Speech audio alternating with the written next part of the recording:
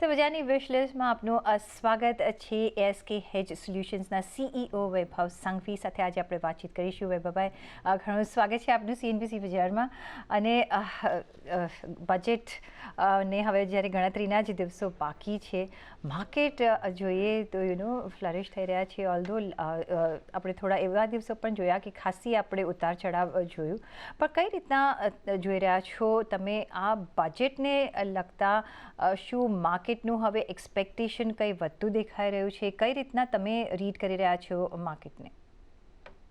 I think ફેબ્રુઆરી 1 નું જે પણ બજેટ છે આપણે વોટ ઓન એકાઉન્ટ ગણીએ એને તો અમારા હિસાબથી જે આપણે અગર 2019માં પાછા જઈશું તો આપણે જોઈ શકીએ છીએ કે એમાં એવા મોટા ફેરફાર એક્સેપ્ટ ફોર સમ ટેક્સ પ્રપોઝલ્સ એવા કંઈ મોટા ફેરફાર આપણે નહોતા જોયા. ઓફકોર્સ આ વખતે અમને લાગે છે કે in continuation of the previous budget જે પણ હશે, continuous stress on capex, continuous supply side reforms, along with fiscal deficit નું discipline આપણે ગણીએ તો આ બધું એક શોર્ટ બજેટમાં આપણને જોવા મળશે એવી અપેક્ષા છે. સાથે સાથ એ પણ ધ્યાન રાખવું જોઈએ કે જ્યારે બજેટ ફર્સ્ટ ડે છે ત્યારે ફેડ પોલિસી પણ સાથે છે. તો બે ઇવેન્ટ એવા છે જે એક સાથે 2 દિવસના અંતરાલમાં છે. તો વોલેટિલિટી આપણે લાસ્ટ મહિનામાં જોઈ, possibly I think because of this two event આગળ પણ થોડીક વોલેટિલિટી આપણે જોઈ શકશું. પણ ઓફકોર્સ આ ઇન્ટરિમ બજેટ છે, વોટ ઓન અકાઉન્ટ છે, આપણે જાણીએ છીએ, પણ તો પણ આપણે અપેક્ષા રાખીને ચાલી રહ્યા છે. માર્કેટ પણ મને લાગે છે કે કંઈક તો અપેક્ષા રાખી રહ્યું છે, કારણ કે ઇલેક્શન યર છે તો કદાચ કંઈ પોઝિટિવ સરપ્રાઇઝીસ મળી જાય. પણ બિસાઇડ્સ દેટ જે સરકારનો જે હેતુ છે એ ગ્રોથનો રહ્યો છે, અને એ જ મોમેન્ટમથી આગળ પણ આપણે આવતા જોઈશું. અને એ જો જેટલું એમના દાયરામાં હશે, કદાચ એમાં આપણે થોડું જે ચેન્જીસ કદાચ એક્સપેક્ટ કરી શકીએ છીએ. પણ કઈ રીતના તમે જોશો? બિકોઝ એક બાજુ એમને ફોરેન ફંડ્સ પણ અટ્રેક્ટ કરવા છે, એટલે એમાં આપણે જોયું છે કેટલી બધી એફડીઆઈ ઓપન અપ થઈ છે. કોઈ એવા મેક્રો ઇકોનોમિક ચેન્જીસ માટે તમે કોઈ સ્ટેપ્સ લેવાની સરકાર પાસે જગ્યા છે એવું તમને લાગી રહ્યું છે? આઈ થિંક ફોકસ જેમ કહ્યું કે ફિસ્કલ ડેફિસિટ પર ફોર શ્યોરલી હશે, અને એના કારણે તમે જોશો કે આપણે રેવન્યુ સ્ટ્રીમમાં એટલી મોટી કોમ્પ્રોમાઇઝ કરવું એ થોડું ડિફિકલ્ટ રહેશે. સો આપણે જે અગર એક્સપેક્ટ કરીએ કે મોટા રિબેટ આપશે કે વધારે છૂટછાટ આપશે in terms of the tax, કે ટેક્સ સ્લેબ ઓછા કરશે, કે સબસ્ટેન્શિયલી ઇન્કમના સ્લેબ ઉપર પણ કરી શકે છે પોસિબલી, તો થોડુંક ડિફિકલ્ટ લાગે છે. Of course from a lower income strata જે તમે જો કે જેને જરૂરત છે કે પુઅર લોકો કે બિલો ધ પોવર્ટી લાઇન, એ લોકોની માટે મને લાગે છે કે ટાર્ગેટેડ મેઝર્સ કન્ટિન્યુડ રહેશે. પણ સાથે સાથ એટલું પણ ધ્યાન રાખવું જોઈએ કે મોર ધેન એક્સપેક્ટેડ બેનિફિટ પણ ફ્રોમ અ ટેક્સેશન પર્સપેક્ટિવ થોડું ડિફિકલ્ટ લાગે છે, કારણ કે રેવન્યુ ઉપર ફોકસ ગવર્મેન્ટનું રહેશે. કારણ કે જેમ અગર રેવન્યુ અગર એ લોકો કોમ્પ્રોમાઇઝ નહીં કરી શકે, કારણ કે એક બાજુ તમને કેપેક્સ પર કન્ટિન્યુઅસ પુશ રાખવું છે, બીજી બાજુ તમને જોઈએ છે કે તમારો ફિસ્કલ ડેફિસિટ નંબર 50 બેસિસ પોઈન્ટ્સથી ડિક્રીઝ થાય કરીબન for the next year as well. So આ બેને મેરી કરવા માટે મેથ્સનું થોડું ચેલેન્જ થઈ જશે. સો અમારો એક્સપેક્ટેશન એ છે કે વધારે લિબરલ રિબેટ્સ કે ટેક્સ ઓછું કરવું થોડું ડિફિકલ્ટ છે આ સિનારીઓમાં. જેમ તમે મને કહ્યું કે એફપીઆઈના કે પ્રોબેબલી ફોરેન ઇન્વેસ્ટમેન્ટ્સ આપણા ઇન્ડિયામાં આવવા માટે we are a capital starve country, of course. તો એના લીધે એ ફ્લોને એન્કરેજ કરવું એસેન્શિયલ તો છે જ. સાથે સાથ એક ગ્રીન શૂટ એ પણ છે કે જે હિસાબથી ડોમેસ્ટિક ફ્લો કે ડોમેસ્ટિક ઇન્ક્રીઝડ માર્કેટ્સમાં જે હિસાબથી પૈસા આવી રહ્યા છે, એન્ટરપ્રાઇઝને ફંડિંગ થઈ રહ્યું છે, આઈ થિંક એ પણ એક સારો પોઝિટિવ સ્ટેપ છે જે બેલેન્સ કરી શકે છે from a global investment perspective as well. So આવી રીતે હું પ્રોબેબલી આકલન કરીશ રેવન્યુ અને એક્સપેન્ડિચરનું. સો તમને શું લાગે છે the way it is right now આપણી ઇકોનોમી જે રીતના ઊભી છે અને જે રીતના આપણે one of the powerful upcoming economy તરીકે ઓળખાઈ રહ્યા છે, આ વખતનું બજેટ શું વધારે કેપિટલ એક્સપેન્ડિચર પર ભાર આપશે, વધારે તમને લાગે છે કે ગ્રોથ પર એક ભાર આપી શકે છે, કે રેવન્યુ પર ઓફકોર્સ, અને કરંટ એકાઉન્ટ ડેફિસિટ ફિનાન્સિંગ એક શું લાગે છે કે એક મેજર એરિયા રહેશે? C one best thing about કે કહીએ ને કે આ ગવર્મેન્ટનું એ રહ્યું છે કે એ લોકોની consistency in terms of the approach towards the economy. અને એ કન્સિસ્ટન્સીમાં ખાસ કરીને મહત્વનું એક બિંદુ છે જે એ લોકોનું continuous supply side measures, capex driven policies, એ એકદમ જ કન્સિસ્ટન્ટલી રહી છે. એનો ફાયદો આપણે એ પણ જોઈ શક્યા છે કે ઓવર મીડિયમ ટર્મ તમારું ઇન્ફ્લેશન પણ કાઇન્ડ ઓફ ક્વાઇટ કંટ્રોલ રહ્યું છે. સો મને નથી લાગતું કે આનાથી દૂર ફોકસ કરશે અને આનાથી દૂર જવાની કોઈ શક્યતા પણ છે, કારણ કે એક સાઈડ આપણને મેક ઇન ઇન્ડિયા PLIના જે ઇન્સેન્ટિવ્સ ચાલુ રહ્યા છે, એક સાઈડ ફૂલ ફોકસ રાખવું છે, તો બીજી સાઈડ આપણે રેવન્યુમાં પણ કોમ્પ્રોમાઇઝ નહીં કરી શકીએ, રાઈટ? સો કેપેક્સ ઉપર કન્ટિન્યુઅસ એમ્ફોસિસ અમને લાગે છે કે રહેશે. As a percentage of the budget કેટલું ફેરબદલ થાય છે એ જોવું પડશે, પણ ઓન એબ્સોલ્યુટ ટર્મ્સ તમારું નંબર ડેફિનેટલી ઇમ્પ્રૂવ થશે, even from these levels as well. સાથે જ અત્યારના આપણે જોઈએ કે બિફોર દેટ માર્કેટને કેવું ગમશે? ઓલ્ધો આપણે મેજર ચેન્જીસ નથી જોઈ રહ્યા, પણ માર્કેટ કંઈક તો અપેક્ષા રાખીને ચાલી રહ્યું છે. જે રીતના આપણે શરૂઆત જોઈ છે વીકની, જે બજેટ વીક તરીકે ગણી રહ્યા છે, માર્કેટનું કેવું બજેટ હશે એ ગમશે? માર્કેટ છે ને બહુ માયોપિક છે એ લોકોના ઇન્ટરેસ્ટ માટે ઇન દેટ સેન્સ, કારણ કે માર્કેટ્સને પોતાના શેર પર કઈ રીતે ફાયદો થાય એ જનરલી જોવું, it is a very short view I would say. પણ જ્યારે આપણે બ્રોડર ઇકોનોમીમાં જોઈએ તો એનું આંકલન એકદમ કમ્પ્લીટલી ડિફરન્ટ થાય છે. બટ એની વિચ વેઝ અગર માર્કેટની એક્સપેક્ટેશનની વાત કરીએ તો આપણે માર્કેટમાં કહી શકીએ છીએ કે કેપિટલ ગેઇન્સ ટેક્સમાં કોઈ ફરક ન હોય, જે છે બરકરાર રાખે, STT પર જેમ છે એમ રાખીએ. સો મારા હિસાબથી it is as usual. Market will always want as much as possible complete capex, complete spending, જે ઇકોનોમીને પંપ પ્રાઇમ કરે, at the same time tax rates પણ સેમ રાખે. So it's a bit of a dichotomy or dilemma, from a government standpoint, how to marry both.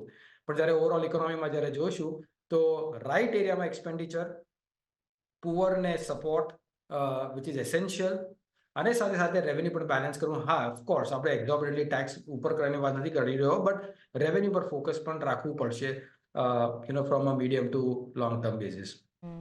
પણ આપણે જોઈ રહ્યા છીએ of course GST કરતાં પણ અત્યારના આપણે જોઈએ તો ટેક્સેશન પોઈન્ટ ઓફ વ્યૂથી રેવન્યુ આપણે સારો એવો વધારો જોયો છે લાસ્ટ મહિનામાં. જે રીતે ટેક્સ બ્રેકેટમાં હવે બધાને લેવાઈ રહ્યા છે, તો ત્યાંથી પણ એક રેવન્યુ આવી રહ્યો છે ને. આઈ થિંક એ દિશામાં કામ આપણે જોઈશું પણ ખરા. સાથે જે બીજો એક આસ્પેક્ટ છે, અને અત્યારના આપણે જે જોઈ રહ્યા છીએ, મે બી હવે આ પ્રી બજેટ રેલી તો ન કહેવાય, કારણ કે PSE સેગમેન્ટ જે છે એ ફેન્ટેસ્ટિકલી આગળ વધી રહ્યું છે, કામ કરી રહ્યું છે, ને જેમ જેમ બજેટ નજીક આવી રહ્યું છે તો વધારે જ એમાં જુસ્સો આવી રહ્યો છે. તમને શું લાગે છે આ સેક્ટર પર અત્યારના કોઈ રોકાણ કરવું જોઈએ, કે વેલ્યુએશન વાઇઝ તમને અત્યારના બરાબર નથી લાગી રહ્યું, હાઈ વેલ્યુ છે? આઈ થિંક PSE સેક્ટર તમે જોશો તો લાસ્ટ દોઢ વર્ષમાં સારું એવું રિટર્ન આપ્યું છે. સ્ટ્રક્ચરલી અગર તમે ગણશો તો these are all big companies, fundamentally sound companies, પણ જે ડાયનામિઝમ જે છે as compare to the private sector એ થોડી ઓછી છે.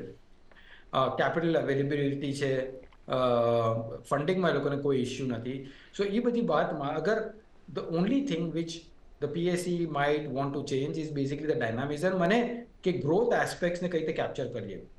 નાઉ over the last 6 to 12 months અગર આપણે જોઈશું PSEમાં તો ઘણા કેપેક્સના પ્લાન્સ, ઘણા બધા નવા એરિયાઝમાં એક્સપેન્શન, એ બધું આપણે જોઈ રહ્યા છે. દેટ ડાયનામિઝમ કમિંગ બેક, અને એના લીધે તમે જોયું કે વેલ્યુએશન્સ પણ ઘણા એવા સારા એવા વધ્યા છે across the PSU baskets. Having said that, after valuation increase, આપણે જોવું પડશે કે એનો પ્લાન કઈ રીતે એક્ઝિક્યુટ થાય છે, એનું result in terms of the profitability કઈ રીતે વધે છે over a period of time. અને અગર ઇફ દેટ હેપન્સ તો ઓફકોર્સ હાયર વેલ્યુએશન સસ્ટેનેબલ છે, અને ત્યારથી પણ આપણે રીરેટિંગ થવાની શક્યતા જોઈ શકીએ છીએ, પ્રોવાઇડેડ દેટ કન્સિસ્ટન્સી આખા બાસ્કેટમાં રહે. Till then, what I would suggest is basically for us, PSC would be a very opportunistic play. From a secular standpoint, we will wait for how they kind of behave from a business standpoint. ભાઈ, તો અત્યારના ડેટમાં તમે કઈ રીતના તમે investment strategy વાપરી રહ્યા છો? કારણ કે જ્યારે વેલ્યુએશન ઘણા હાઈ છે, પણ આ સાથે સાથે આપણે નંબર્સ પણ આવતા જોઈ રહ્યા છીએ થર્ડ ક્વાર્ટરના. કયા એરિયાઝ તમે જોઈ રહ્યા છો કે અત્યારના ઇન્વેસ્ટમેન્ટ કરી શકાય? શું તમને અત્યારના લેવલ પર હવે IT તમે જોશો, ડિફેન્સિવ સેક્ટર તમે શું ફાર્માને જોશો? ડિફેન્સ સેક્ટરની વાત કરીએ તો ત્યાં પણ આપણે થોડા વેલ્યુએશન હાઈ થતા જોઈ રહ્યા છીએ, તો કયા એવા પોકેટ્સ છે? અગર આપણે લાસ્ટ ક્વાર્ટર હમણાં અત્યાર સુધીના જેટલા પણ રિઝલ્ટ્સ આવ્યા છે, એક ક્લિયર ટ્રેન્ડ દેખાઈ રહ્યો છે, જ્યાં આપણે રેવન્યુ પર તમારે સારો એવો પ્રેશર જોયું છે. એટ ધ સેમ ટાઈમ એ પણ જોવું જોઈએ કે લાસ્ટ 2 ક્વાર્ટરમાં જે આપણને માર્જિન્સના ટેલવિન્ડ મળ્યા હતા, આઈ થિંક અહીંયા એ ટેપર ઓફ થઈ રહ્યા છે. અમને એ પણ લાગે છે કે જે પણ ઇન્ડસ્ટ્રીમાં જે બહુ જ સારા એવા માર્જિન ઉપર થયા હતા, લાર્જર પ્લેયર્સ અમને લાગે છે કે માર્કેટ શેર ગ્રેબ કરવા માટે આઈ થિંક માર્જિનમાં થોડો કોમ્પ્રોમાઇઝ આગળ જઈને જોઈ શકે છે. સો જ્યાં અગર ગ્રોથ એક્સપેક્ટેશન અને અર્નિંગ એક્સપેક્ટેશનની વાત કરીએ, બ્રોડર કન્સેન્સસ નેક્સ્ટ વર્ષ માટે રાઉન્ડ અબાઉટ 13% થી 15% જેટલો છે. માય સેન્સ ઇઝ કે અમારું એવું આકલન છે કે અહીંયાથી અર્નિંગ્સ એક થોડુંક રિસ્ક થઈ શકે છે from a next year perspective. એના કારણે, અને જ્યારે આપણે જોઈશું કે વેલ્યુએશન પણ એટલા એક્સપેન્સિવ ચાલી રહ્યા છે, તો ત્યાં એટલું strong opportunity from a secular basis અહીંયા at least especially on those sector જ્યાં ઘણા સ્ટોક્સ ચાલ્યા છે અને ઘણું વેલ્યુએશન ઉપર ગયું છે, તો એટલી ઓપોર્ચ્યુનિટી દેખાતી નથી. So we have to be very selective from an investment perspective. But અગર એક વર્ષ છોડીને હું અગર 3 વર્ષ ને 5 વર્ષની વાત કરું અને હોરાઇઝનમાં અગર આપણને જોવું હોય, તો એમાં અમને ઇન્ડસ્ટ્રીયલ્સ જે મેક ઇન ઇન્ડિયાનો જેટલા પણ લાભાર્થીઓ છે એમને અતિશય બુલિશ લાગે છે. સાથે સાથે પ્રાઇવેટ બેંક્સ એકદમ નીચેના સ્તરે જ્યાં વેલ્યુએશન થોડા ચીપ થઈ રહ્યા છે, બેટર થઈ રહ્યા છે, એક ઓપોર્ચ્યુનિટી તમને આપી શકે છે સારી એવી. In addition to that, renewable જે મલ્ટી ડેકેડલ ઓપોર્ચ્યુનિટી છે, અમે લાગે છે ત્યાં પણ સારી એવી એક્ટિવિટી થઈ શકે છે. અપાર્ટ ફ્રોમ જે જનરલી કન્ઝ્યુમર ડિસ્ક્રેશનરી એક એવા સેક્ટર્સ છે જ્યાં આપણે થોડીક એક્શન જોઈ શકીએ છીએ. સો આ બધા સેક્ટર્સ અમને લાગે છે કે from an longer term investment પર્સપેક્ટિવથી બેટર લાગે છે. પણ અગર તમે 3 મહિના કે 6 મહિનાની વાત કરો, તો it is difficult to make a view, given કે રિઝલ્ટ થોડાક વીક આવ્યા છે અને valuations on the higher side ચાલી રહ્યા છે. સો do you mean to say કે અત્યારનો પીરિયડ અને હવે આવતો જે પીરિયડ આપણે 6 થી 12 મહિનાનો જોઈશું is not a traders market, it's a investors માર્કેટથી એવી રીતે આપણે ચાલવું જોઈએ કે તમે શોર્ટ ટર્મ માટે પણ કોઈ બિટ્સ એન્ડ પોકેટ્સમાં એવન્યુઝ જોઈ રહ્યા છો ઇન્વેસ્ટમેન્ટ માટે, શોર્ટર ટર્મ ડ્યુરેશન માટે?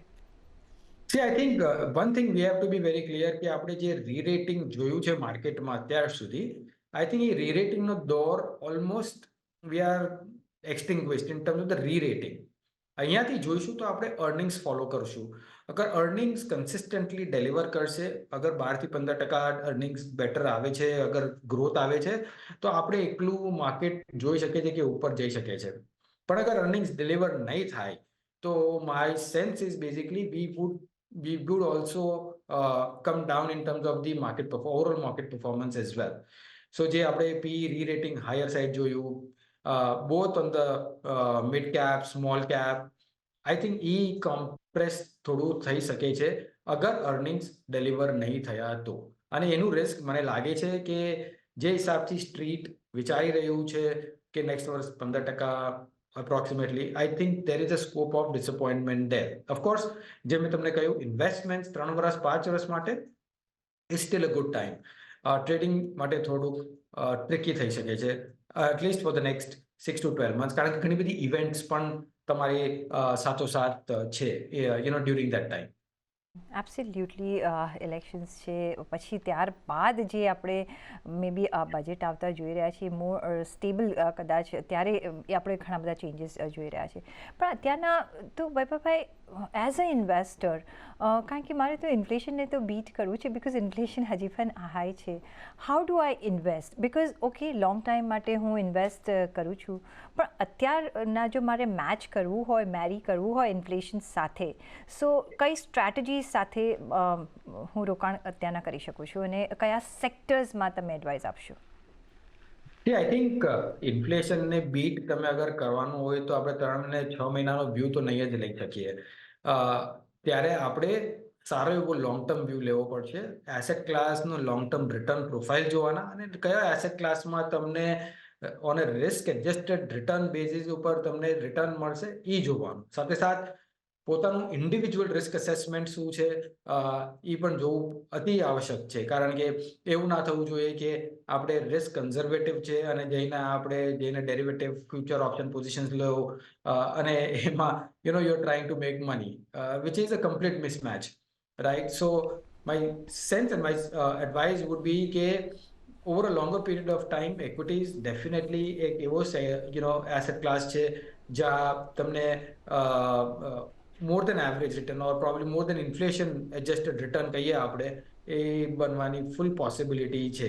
Of course, there can be no guarantees, but from the data, past data, historical performance, over a very long period of time, we have always seen equities delivering better returns than majority of the asset classes. You mention રિન્યુએબલ્સમાં એક multi beggar opportunity જોઈ રહ્યા છે, ને જે રીતના Stokes જોઈ લો, જે રીતના આપણે કામ થતા જોઈ રહ્યા છે, અને હવે ઓલ્ટરનેટિવ આપણે એનર્જી તરફ ફોકસ વધારે રાખી રહ્યા છે, અને બીજી બાજુ ડિજિટાઇઝેશન, જે ઘણો બધો ભાર ગવર્મેન્ટનો રહ્યો છે, સરકારનો બી રહ્યો છે, અને આ બંને અંગે આપણે કદાચ સારી એવી અનાઉન્સમેન્ટ્સ પણ આવતા કદાચ જોઈ શકીએ છીએ. એટલીસ્ટ તમને ખબર જાણવી પડશે કે જે રીતના એલોકેશન થયું હતું, કઈ રીતના કામ થયું છે. કઈ રીતના તમે આ બંને એરિયાઝ જોઈ રહ્યા છો? આઈ થિંક જેમ આપણે રિન્યુએબલ્સની વાત કરી, રાઈટ, જે હિસાબથી COP28ના રેઝોલ્યુશન્સ છે, કે જે હિસાબથી ટાર્ગેટ્સ છે આપણા, કારણ કે અગર આપણે એક કમિટમેન્ટ છે કે 2070 સુધી નેટ ઝીરોનું, જો કે ઇટ્સ વેરી એગ્રેસિવ ટાર્ગેટ, પણ અગર આપણે if we want to be close to that kind of outcome, there has to be ઘણું સબસ્ટેન્શિયલ ઇન્વેસ્ટમેન્ટની જરૂરત છે ઓવરઓલ રિન્યુએબલ સ્પેસમાં. અને જ્યારે એની વાતો કરીએ, અને જે હિસાબથી આપણે રિસન્ટ સ્ટેપ પણ જોયું in terms of the rooftop, જે માન્ય પ્રધાનમંત્રીનું અગેન એક ડાયરેક્શન આવ્યું છે ઇન ટર્મ્સ ઓફ કે રૂફટોપ સોલાર પેનલ્સ લગાડવા માટે. I think everything boils into the same direction. Of course policy is very very supportive, અને ગ્લોબલ માર્કેટ્સમાં પણ જે હિસાબથી સપોર્ટ થઈ રહ્યું છે ઓવરઓલ રિન્યુએબલ સ્પેસમાં, માય સેન્સ ઇઝ કે જ્યાં સુધી, and that is the only risk factor, કે જ્યાં સુધી every country is adhering to that climate summit અને joint declarations, I think we should be in a very very good shape on this overall sector, કારણ કે multi-bagger, multi-year, multi-decadal opportunity છે. Of course, having said that, ultimately planet માટે પણ બહુ સારું છે, આપણા હરેકના હેલ્થ માટે પણ બહુ સારું છે. સો અમારું મંતવ્ય છે કે આ એક ઓપોર્ચ્યુનિટી મિસ નહીં કરવી જોઈએ. એમાં રિસર્ચ કરવું અતિ આવશ્યક પણ છે કે કઈ સેગમેન્ટ સૌથી બેટર કરી શકશે within that renewable space. Right. Finally એક ક્વિક ક્વેશ્ચન, બજેટથી તમારું શું વિશ લિસ્ટ રહેશે, શું અપેક્ષા રાખી રહ્યા છો? મારું વિશ લિસ્ટ વેરી ક્લિયર છે કે ફિસ્કલ ડેફિસિટ આઈ થિંક કંટ્રોલમાં રહે, ઇન ટર્મ્સ ઓફ જે હિસાબથી ટાર્ગેટેડ કર્યું છે એ હિસાબથી રહે. સાથે સાથ કેપેક્સ ડ્રિવન, ઓફકોર્સ પુઅરને નીડ ફૂલફિલ કરવાનું, અને lastly from approach from the government, જ્યાં સિમ્પલ છે કે આપણે ટેક્સ કલેક્શન ઇન્ક્રીઝ કરવું હોય તો let's increase the overall pie. અગર ઓવરઓલ પાઈ ઇન્ક્રીઝ કરીશું તો ટેક્સ ઓટોમેટિક ઇન્ક્રીઝ થશે, right, rather than having the same pie and increasing the proportion of that tax. So my advice would be that કે એ approach રાખશું તો I think it would be very favorable for growth. જી absolutely વૈભવભાઈ, અને for that will have to wait till the finance minister budget રજૂઆત કરે છે ત્યાં સુધી. પણ ઓન દેટ નોટ, ઘણો આભાર તમારો અમારી સાથે જોડાવા બદલ અને આપણા વેલ્યુબલ વ્યૂઝ અમારી સાથે શેર કરવા બદલ. Thank you. અને સાથે જ મને આપશો રજા, પણ જોડાયેલા રહેજો CNBC ગુજરાત સાથે. નમસ્કાર.